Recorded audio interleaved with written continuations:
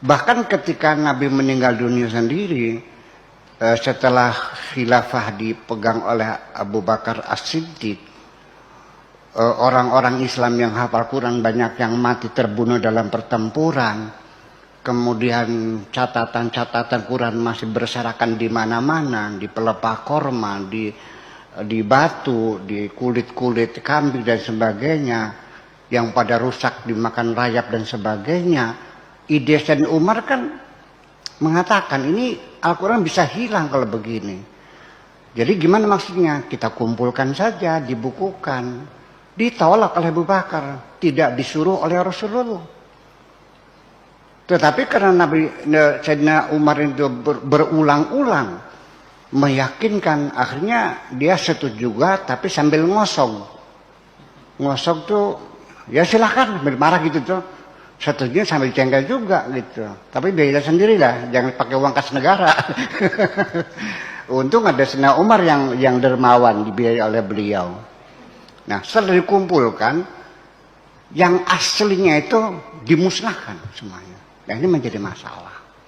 Sehingga kita ketika mencari artinya aslinya yang mana, ya, manuskrip yang asli tulis pada sahabat awal pertama itu mana, nggak ada, kita nggak ketemukan.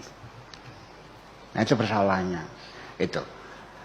Kemudian ketika Islam berkembang kemana-mana, kan bangsa-bangsa lain yang mengenal salaf kan tidak paham. Disitulah mulai ada gerakan penafsiran. Tetapi ketika mereka menafsirkan Al-Quran berbeda-beda. Sampai ketika mengkodifikasikan hukum Islam berdasarkan Al-Quran juga hasilnya berbeda-beda. Bahkan di ibadah-ibadah murni seperti wudhu juga ada yang nyengol istri bilang batal, ada yang bilang tidak batal, ada yang bilang tergantung. Padahal ayatnya sama. Aula mastumun nisa.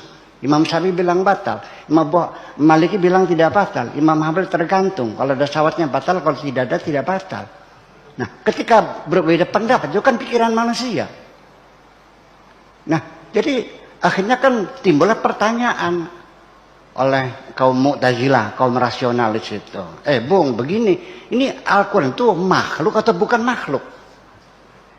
Disinilah mulai perpecahan pemahaman budaya dan agama sendiri. Jadi sudah 1200 tahun yang lalu. Iya. Dan ketika itu korbannya sampai 10.000 kaum intelektual dibantai pada zaman itu. Ya, kaum Mu'tazilah itu. Jadi kalau andainya kaum Mu'tazilah waktu itu tidak dibantai, mungkin Islam sekarang akan menguasai dunia kok dengan pengetahuan-pengetahuannya. Ya, tapi bagaimana sejarah seperti itu? Nah, sampai para imam-imam sendiri juga ditindas oleh raja-raja yang Sunni itu. Abu Hanifah dipenjara, diracun dalam penjara mati. Ya, kemudian Imam Abu Hambal juga disiksa sampai lumpuh dia. Hanya Imam Syafi'i yang cerdik. Ketika diinterogasi, ditanya, Imam Syafi'i, menurut kamu Al-Quran itu makhluk atau bukan makhluk? Kalau bilang makhluk, dia mungkin tidak disiksa oleh raja, tapi kan disiksa di akhirat nanti. Kalau bilang bukan makhluk, ya kan? Ya mungkin dia disiksa sekarang ini.